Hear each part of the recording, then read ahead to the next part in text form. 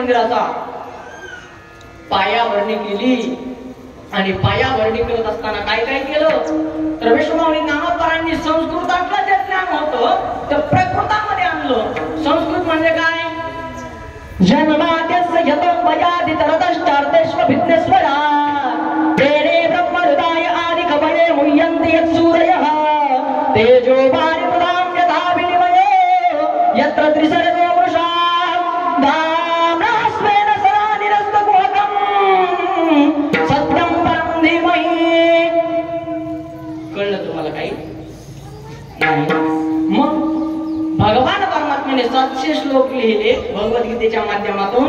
प्रत्येक असणारा योग सांगितला, राजयोग सांगितला, कर्मयोग सांगितला, परंतु आपल्याला काही कळायला तयार नव्हतं. त्याच्यासाठी विश्वमाऊली ज्ञानोबांनी संस्कृतातलं ज्ञान प्रकृतामध्ये संस्कृताची गाठी उमगली ज्ञानदृष्टी संस्कृताची गाठी उमगली ज्ञानदृष्टी केली से मराठी गीता देवी केली से मराठी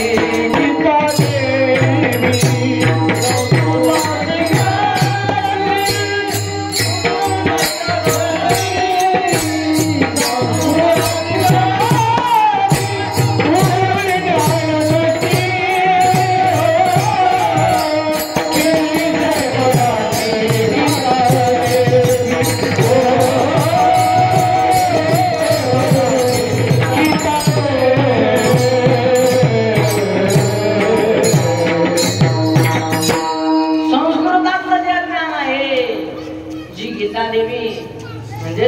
भगवद्गीता 700 श्लोकांचा ग्रंथ संस्कृतामध्ये आहे. त्याला प्रकृतात आणण्याचं काम विश्वमाऊली ज्ञानोबांनी केलं. ही केली साधकांसाठी. काय म्हणतोय, काय सांगतोय? उंच असणारे काम करून ऐका माय बाप. आपल्याला जास्त वेळ नाही, थोड्याच वेळामध्ये चिंतन संपवायचं आहे.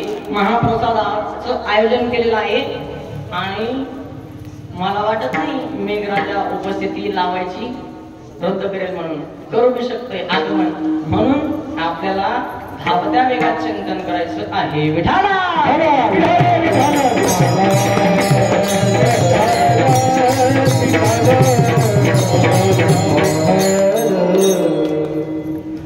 संस्कृतातली ज्ञानेश्वरी प्रकृतामध्ये केली म्हणजे मराठीमध्ये केली. आणि मराठीमध्ये तुम्हाला आम्हाला ही कोणासाठी केली माहितीये का? ही ज्ञानेश्वरी साधकांसाठी लिहिली विश्वमाऊली ज्ञानोबांनी. त्यानंतर चांगदेव 65 ग्रंथ असणारा योग्यांकरिता लिहिला 65 ओळींचा. जे चांगदेवाला उपदेशात्मक पत्र लिहिलं होतं त्याचा चांगदेव 65 नावाचा ग्रंथ तयार झाला. तो विश्वमाऊली ज्ञानोबांनी योग्यांकरता लिहिला. मग तुम्ही म्हणाल आम्ही साधकही नाही, आम्ही योगीही नाही, आमच्यासाठी काय लिहिलं? तर आपल्या सर्वसामान्यांसाठी त्या असणाऱ्या माझ्या विश्वमाऊली ज्ञानोबांनी 28 अभंगाचा हरिपाठ आपल्यासाठी सर्वसामान्यांसाठी हरिपाठ कीर्ती मुखी धरी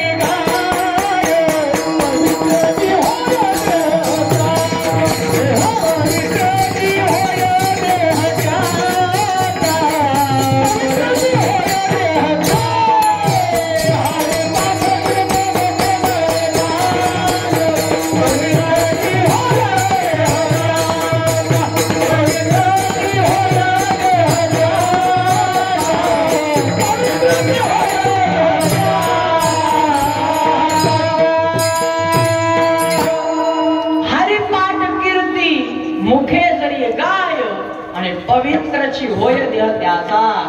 ज्याच्या मुखाला हरिपाठाविषयीची कळवळ अंतःकरणातून जो हरिपाठ म्हणेल आणि नुसता हरिपाठ श्रेष्ठ आहे असं जरी म्हटलं, काय हरिपाठाची कीर्ती जरी गायली. कीर्ती गाणं म्हणजे हरिपाठ अतिशय सुंदर आहे. कसा ऐकायचा नाही, रोज म्हणायचं नाही, नित्यनेम करायचं नाही, आणि काय म्हणायचं हरिपाठ लय सुंदर आहे, हरिपाठ लय चांगला आहे. किती अभंग आहेत असं विचारल्यावर काय म्हणायचं? वाचलेच नाही. आणि मग काय सांगतो वरून तोंडानं माणसाला? तसं नाही. नुसती कीर्ती म्हणजे वरच्या वर गायची माहीतही नसतं.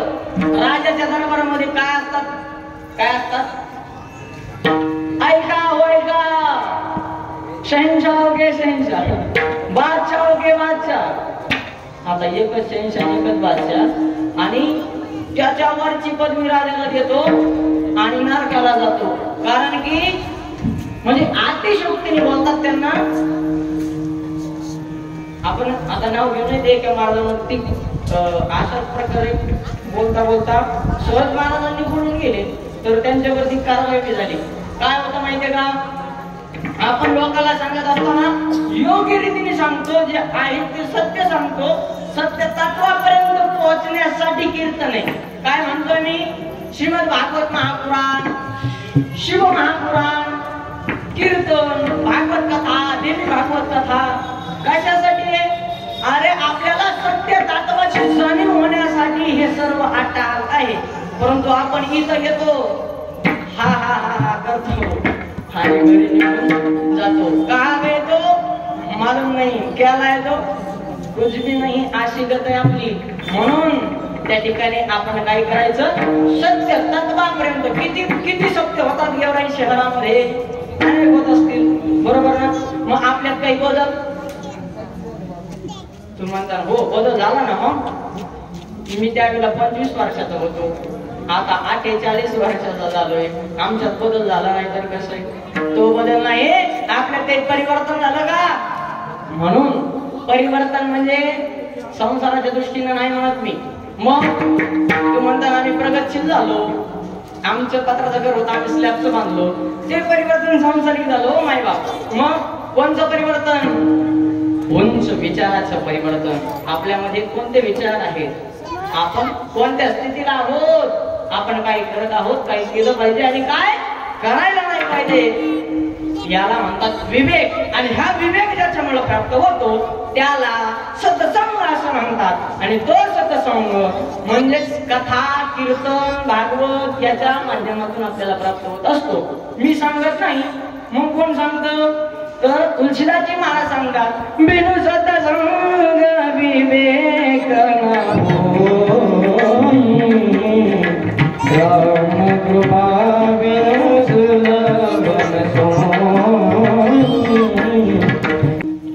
सत्संग आपल्याला केव्हा प्राप्त होतो असा जर तुम्हाला प्रश्न पडत असेल तर सत्संग प्राप्त होण्यासाठी आपल्यावरती देवाची कृपा लागते. काय म्हणतोय ऐकताय तुम्ही सर्व? आता कोणत्या मावशी येत राहतील, कोणत्या आंटी येत राहतील, त्यांच्याकडे पाहायचं नाही. त्या आपल्या जिथल्या कुठल्या तरी असतील. आता कळत बसवायला बाहेर गावावरून कोण आलेला आहे? इथल्या लेकी आलेल्या असतील. जरी आलेल्या असल्या नंतर भेटा ना तुम्ही कोणाच्या आहेत. तसं आता कार्यक्रमामध्ये मन ठेवा. माझं असं लक्ष विचलित झालं श्रोत्यांचं. पुरुष मंडळी तुम्हाला सांगतोय, मी यांना सांगतोय असं नाही, तुम्हाला पण सांगतोय. हा माझा असा खेळ, कथा असो कीर्तन असो, जर श्रोत्याचं मन विचलित झालं की मला असं वाटतं केव्हा सोडून देईल, मग सोडायचं का, घ्यायचं प्रसाद, त्याला असं करू नका. विढाला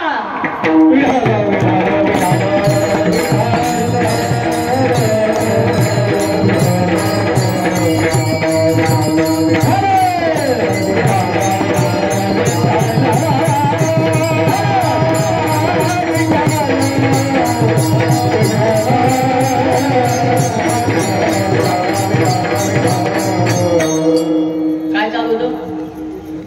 कोणी सांगा. कीर्तन तर चालूच आहे हो.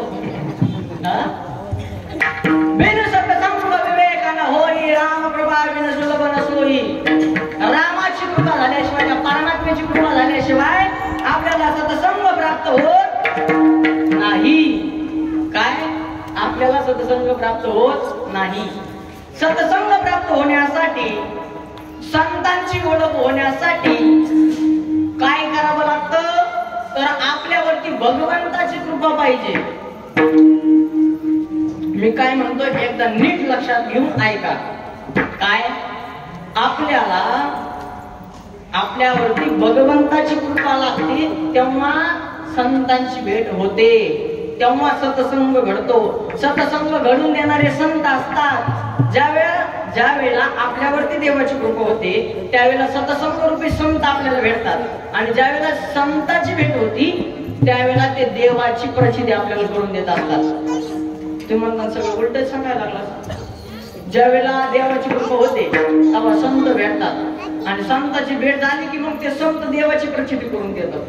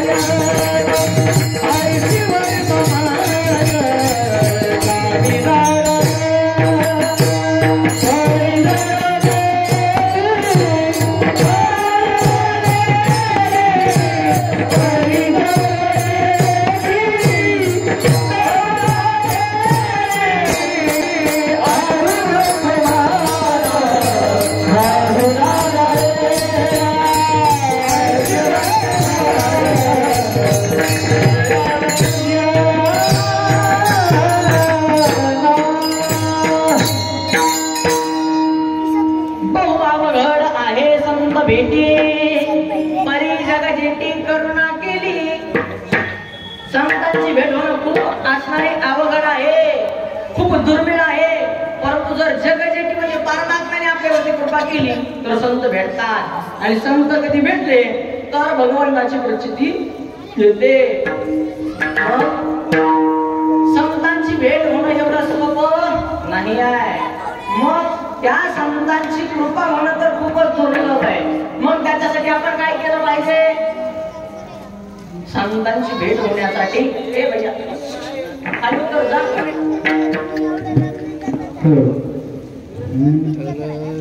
छोट्याल्या मुलांना कीर्तनामध्ये आणणं अतिशय सुंदर आहे, चांगलं आहे, योग्य निर्णय आहे तुमचा काय कीर्तनाला घेऊन येण्याचा. परंतु स्वतःच्या जवळ बसून घेत जा, त्याला असं रिकामा सोडतो नका. चला असू द्या. संत महात्माची भेट होणं दुर्लभ आहे. त्यापेक्षा संत आपल्यावरती कृपा करतील हा तर लांबचा असणारा पर्याय आहे, खूप दूरची गोष्ट आहे. मग अशा साधू संतांनी आपल्यावरती कृपा करावी.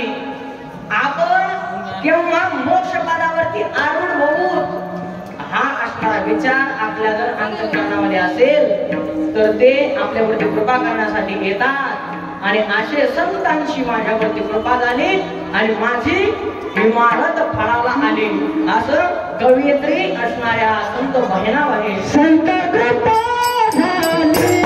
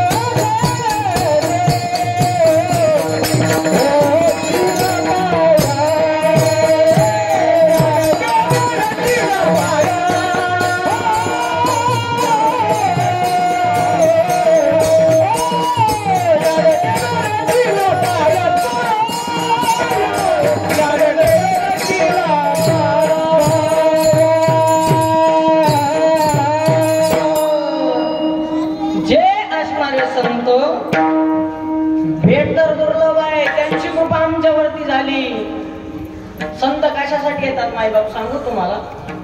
मी बऱ्याचशा कीर्तनामध्ये सांगत असतो, तो परमात्मा त्या ठिकाणी कोणाकरता प्रकट होतो, तो भगवान कोणाकरता येतो, तर हा असणारा परमात्मा एकतर सज्जनांसाठी येतो.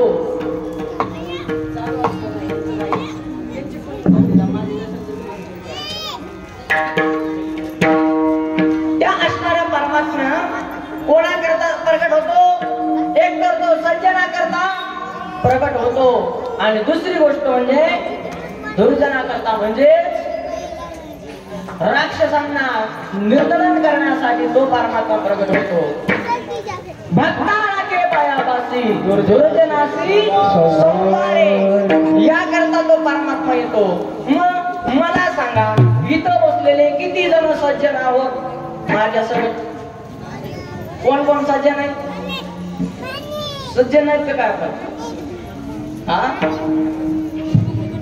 एक तर तो परमात्मा सज्जनासाठी म्हणजेच भक्तांसाठी प्रकट होतो, बरोबर नाही? तर दुसरी गोष्ट म्हणजे परमात्मा हा दुर्जनांसाठी प्रकट होतो.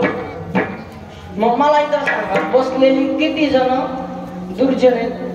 कोण दृष्ट आहे यातलं? कोण दुर्जन आहे? आपण सज्जनही नाही दुर्जनही नाही, मग आपण कोण आहेत?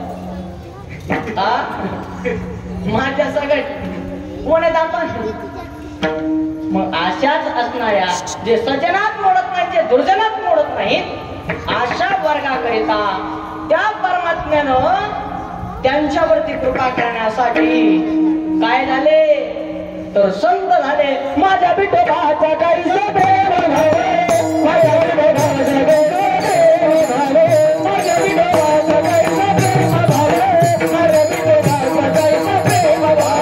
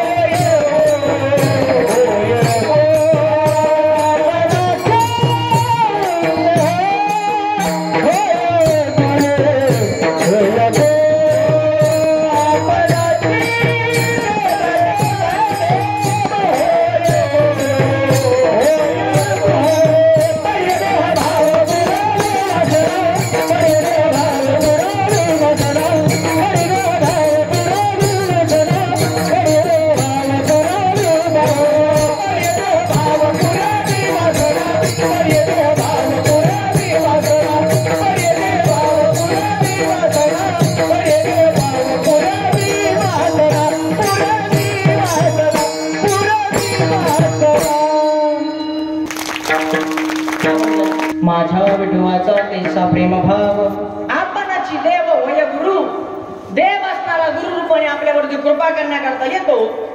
ते असणारे माझे जगद्गुरु तुकोबार आहे. सदैव वैकुंठ गमन करून त्या ठिकाणी गेले होते आणि या असणाऱ्या बहिणाबाईंनी त्या ठिकाणी अनशन व्रत धारण केलं आणि त्यांच्या असणाऱ्या तुकोबारांच्या एका एका ओवीवरती, एका एका अभंगाच्या अक्षरावरती अंतःकरणपूर्वक वाचत होत्या, अंतःकरणातले भाव प्रकट करत होत्या. त्याचा परिणाम असा झाला, तुकोबारांनी स्वप्नात येऊन बहिणाबाईंना साक्षात्कार केला. त्यानंतर विश्वमाऊली नामपराग पाया आहेत. त्यानंतर विस्तार जर कोण असतील तर विस्तार हे माझे संत शिरोमणी लढीवाद भक्त नामदेवराय आहेत. कारण की न हे हा सामान्य महिमा संतांचा, नैवेद्य हातीचा मूर्तीचे बी हा सामान्य असणारा महिमा नाहीये संतांचा. ज्यांच्या हातानं भगवंतानं पांडुरंग परमात्म्यानं मूर्ती रूपातून प्रगट व्हावं आणि नैवेद्य खावा. आपल्या हातचा कुत्र खात नाही. काय कुत्र कुत्र आपल्या एका हातात काठी असते आणि दुसऱ्या हातात नैवेद्य असते. कशाला कुत्र खाईन आपल्या हातचा नैवेद्य? बरोबर ना? हा, परमात्म्यानं नामदेवरायच्या हाताने नैवेद्य खावा असा ज्यांचा अधिकार ते म्हणजे संत शिरोमणी नामदेवराय, ज्यांनी अवघं भारतभर भ्रमण केलं, अवघ्या भारतभर भ्रमण केलं आणि भारतभरामध्ये भ्रमण करून काय केलं तर वारकरी संप्रदायाचा विस्तार प्रचार प्रसार वाढवला. एकमेव संत म्हणजेच संत शिरोमणी नामदेवराय, त्यांना विस्तार रूपाने त्या ठिकाणी बहिणाबाईंनी सांगितलं. त्यानंतर शांतीब्रह्म एकनाथ बाबा, ज्या नाथ बाबाला काशीचं पाणी घेऊन रामेश्वरमला चालले होते. आता काशी राहिली एका टोकाला, रामेश्वरम एका टोकाला. तिथलं पाणी कुठलं, काशीचं पाणी घेऊन रामेश्वरमला चालले होते आणि कावड खांद्यावरती आहे. अशा अवस्थेमध्ये अखिलकोट ब्रह्मांड नाही पंढरीश पांडुरंग परमात्म्यानं गाढवाचं रूप धारण करावं आणि गाढवाचं रूप धारण करून तडफड तडफड तडफड असणार उन्हाळ्याच्या दिवसामध्ये तडफड तडफड करून मातीवरती लोळलेलं शांतीब्रह्म एकनाथ महाराजांनी पाहावं आणि महाराजांच्या अंतःकरणात भाव प्रगट व्हावा.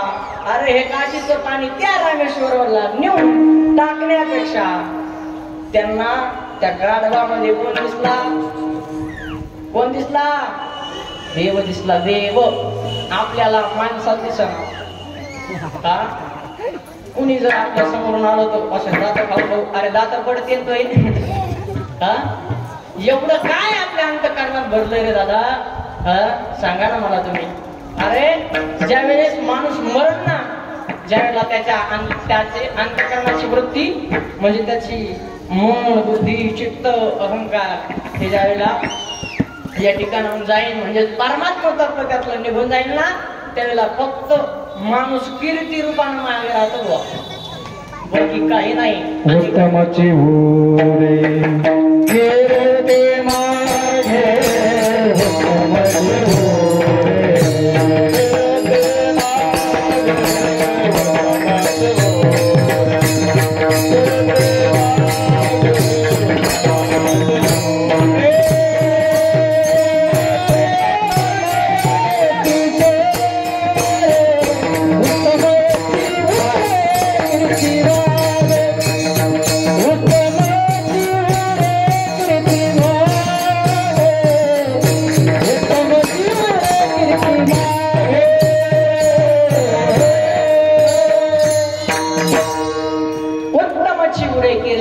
फक्त कीर्ती रूपानं इथं राहतो आणि वरी जातो तो कशाच्या रूपानं जातो माहितीये का, एक तर तो सोबत घेऊन जातो त्याचं पाप आणि दुसरी गोष्ट म्हणजे तो घेऊन जातो पुण्य.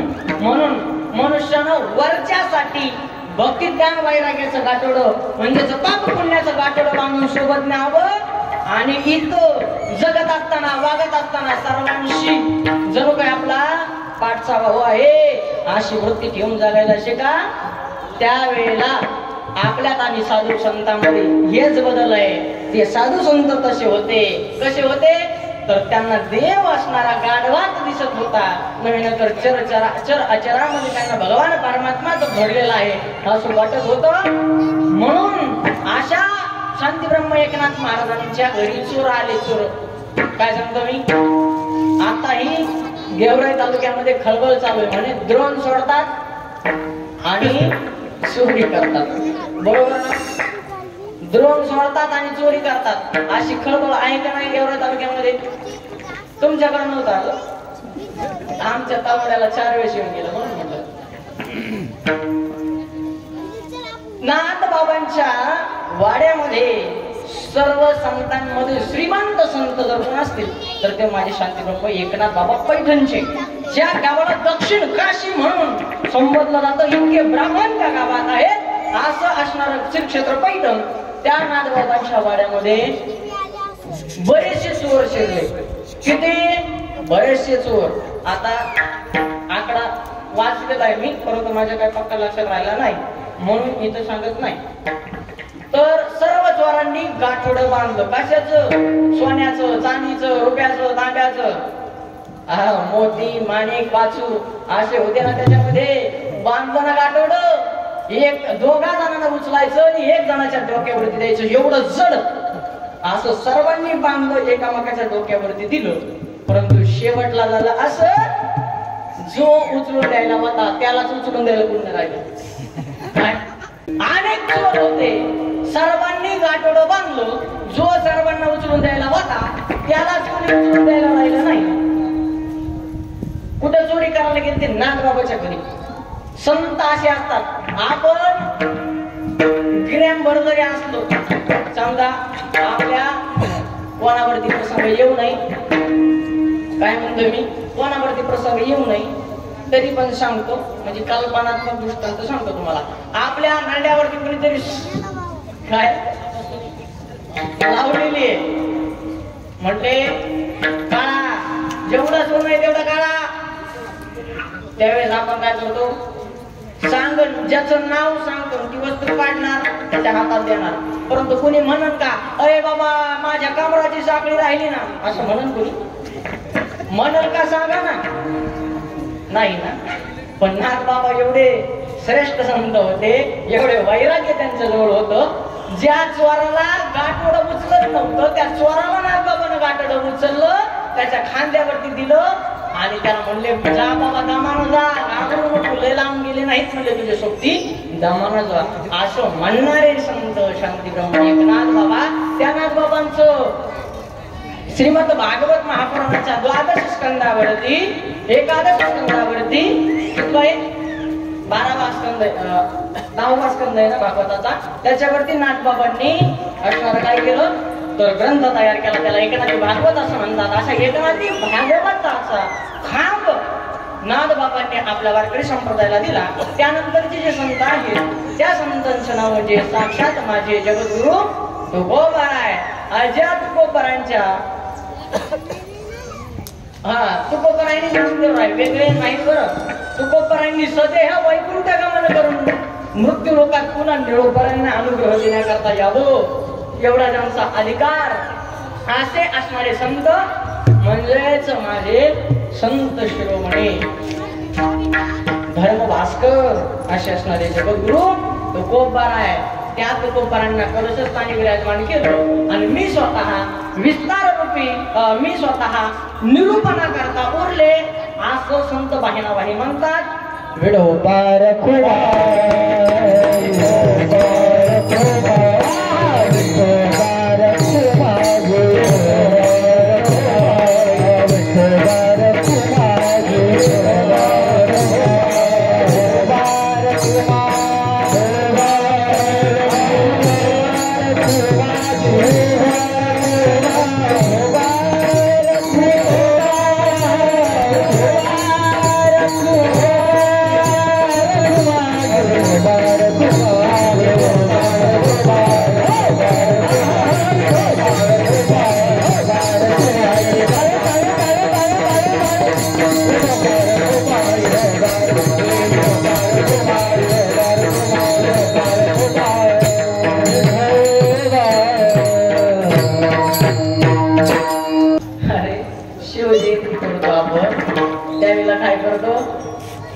छत्रपती शिवाजी महाराज राजांचं नाव घेता येत नाही आणि जयंती करायला निघतो आणि काय नाव घेतो, काय डीजेत गाणं लावतो माहितीये का माहिती का? अरे श्याम, अरे काय आला बाबूराव, कशासाठी एवढा अट्टहास राजांनी केला असेल?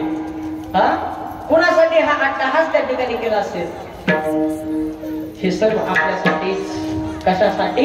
हिंदवी स्वराज्याचं सूर्योदय व्हावा असं त्यांना वाटत असेल. परंतु त्याच महाराजांनी ज्या रांजाच्या पाटलाचा चौरंग केला, त्याच महाराष्ट्रामध्ये आज जर असे अतिप्रसंग होत असतील, असे जर अन्याय अत्याचार होत असतील तर काय काय समजायचंय, काय वाटत असेल महाराजांना? अरे याच्यासाठी एका एका मावळ्यानं बलिदान दिलंय. कशासाठी? तर माता मावळ्यांच्या रक्षणासाठी. हिंदवी स्वराज्य उभा करत असताना एका एका मावळ्याचं बलिदान राजांना आता आठवत असेल, त्याचीच आठवण मी तुम्हाला करून देतो. झालं असं, त्या ठिकाणी 10 नोव्हेंबर 1659 रोजी राजविराट छत्रपती शिवबा राजांनी काय केलं तर आन बाण रानरड्या ताकदीचा धान दिपाट देहाचा अकराळ विक्राळ बलदंड शरीराचा दरबारामध्ये शांतता पसरलेली आहे आणि बडी बेगम दरबारात बोलती होते कौन कौन कौन कौन है नगरी बुलंद करने वाला जो शिवा को जिंदा या मुर्दा कहते है असं म्हटल्याच्या नंतर सर्वजण असणारे नजरा खाली घालून त्या ठिकाणी पाहत होते. एकही त्या दरबारामध्ये शूर होते, वीर होते, पराक्रमी होते, परमप्रतापी होते, परंतु सर्वजण झुकून उभा राहिले होते. एकाची नजर वर करण्याची हिंमत होत नव्हती. अशा काळामध्ये विजापूर दरबारातल्या त्या बडे बेगम साहेबाच्या समोर आणबाण राजवाड्या ताकदीचा धान दिपाट देहाचा अकराळ विक्राळ बलदंड शरीराचा अफजल खान बोलता होतो हम जाएंगे उस शिवा को सिरदया मुर्दा कहते लाएंगे असं म्हणणारा होता कोण तो अफजल खान. आणि असा अफजल खान ज्यावेळेला राजांवरती चाल करून आला ना बाई त्या अफजल खानाचा कोतरा राजांनो तारा फाडला. आणि अफजल खान फाडल्याच्या नंतर तोच विजापूर दरबार त्या ठिकाणी पुनश्च चौताळलेल्या विजापूर दरबारानं अफजल खानाच्या वधाचा बदला घेण्यासाठी त्याचा मुलगा फाजल खान आणि सिद्धी जोहर. कसा होता सिद्धी जोहर? उन्मत्त सिद्धी जोहर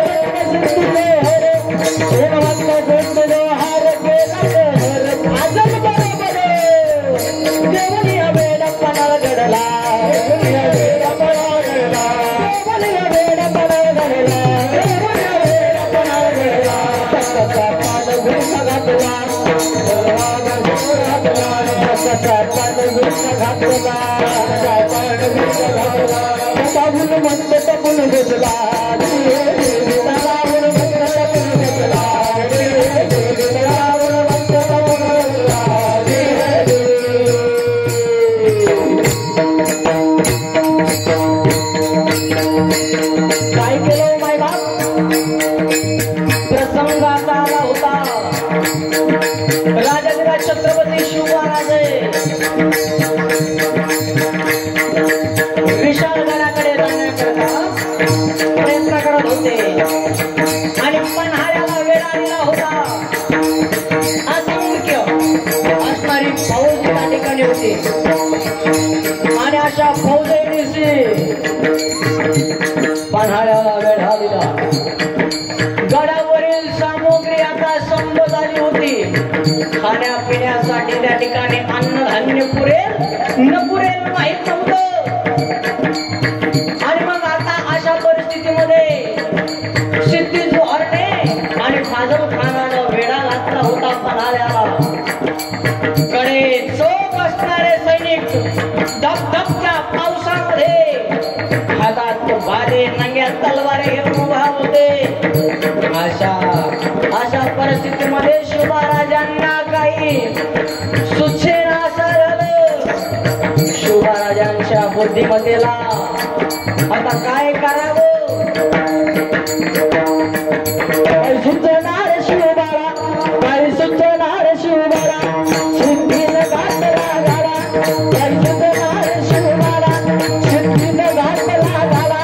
एक विचार मनामध्ये आला आणि कामामध्ये उपजला आणि कोणी मी कामा उपजला. आले सांगा शरण सिद्धीला, आले सांगा शरण सिद्धीला. येतो म्हणाकडे किल्ल्याला, येतो म्हणाकडे किल्ल्याला. उद्या करतो कष्ट करता येत तुमचं भेटून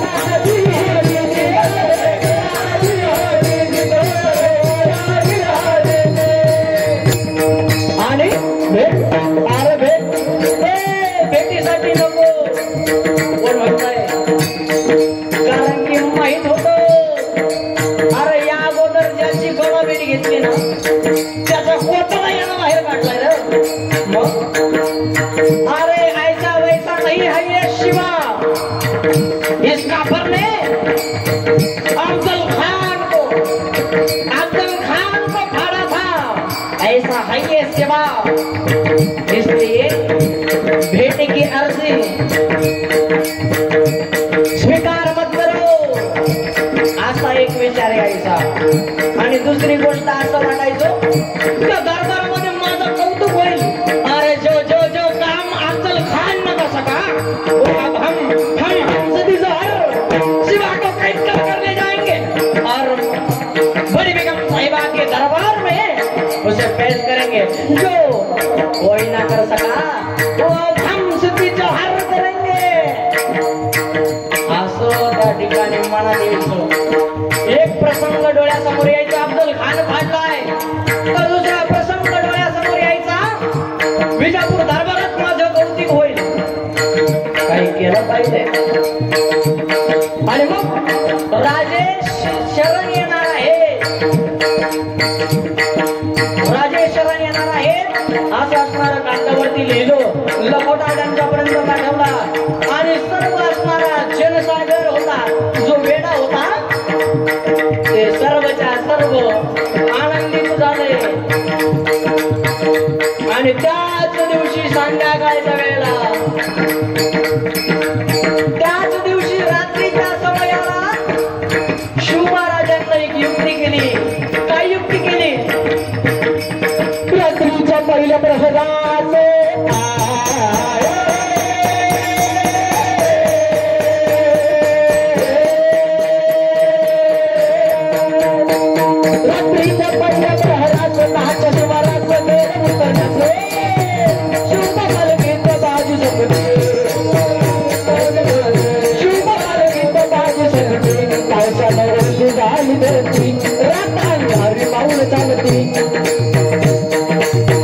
दुसऱ्या पालखीत शिवाच्या शीत मोठ्या रुबाबात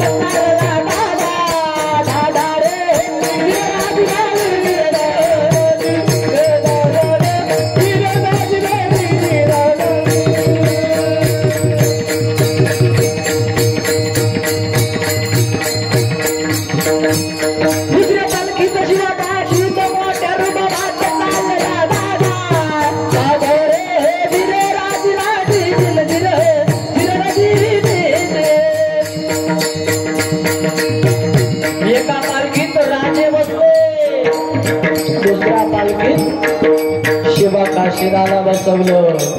आणि आता माहित आहे का रे शिवा तुला, माहित आहे तुला शत्रूच्या घरात गेल्यानंतर तुझं काय होणार आहे माहित आहे? होय राजे, अहो जन्माला जरी शिवा नावी म्हणून जन्माला असतो तरी मरणाला शिवा काशील म्हणून नाही, तर छत्रपती शिवराजा म्हणून मरणाचे संधी याला प्राप्त होते. हे भाग्य का सोडे राजे असं म्हणणारे त्यांचं बलिदान आठवारे माई बापांनो. एवढे अन्याय अत्याचार या ठिकाणी व्हायला नाही पाहिजे. आणि मग पालखीत बसले, पालखी निघाले. इकडं शिवा काशीत असणारा सिद्धी जोहरचा जावई, सिद्धीनं त्या ठिकाणी त्याचा जावई, त्यानं त्याला पकडलं आणि त्या ठिकाणी शामियान्यामध्ये आणण्यात आलं. शामियान्यामध्ये आणल्याच्या नंतर विचारता झाला, बोल हे काकर भाग कर जा रहा था, अब आया ना उस पहाड़ के नीचे, आप देखते हैं इसकी गर्दन मर रही है. असं म्हणून तेवढ्यात असणारा एक जण आला, त्याचं नाव आहे फाजल खान. आणि बोलता आला, मेरे अब्बा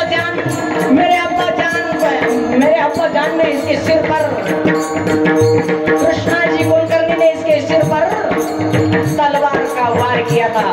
निशान देखो. आणि ती खून त्याच्या ठिकाणी मस्तकावरती नव्हती. विचारलं, ए काफर कौन है तू, कौन है तू और वेश बनाकर क्यों आया है, कौन है तेरे अंदर, कौन है तेरे अंदर. त्यावेळेस शिवा काशीत बोलता झाला, अरे कापल्या जरी नसा उधळण होईल भगव्या रक्ताची, कापल्या जरी नसा उधळण होईल भगव्या रक्ताची, फाडली जरी छाती मूर्ती दिसल फक्त आणि फक्त माझ्या शिवछत्रपतींची अशा पद्धतीनं त्या ठिकाणी मातीत मरणारे होते कैक कावळे.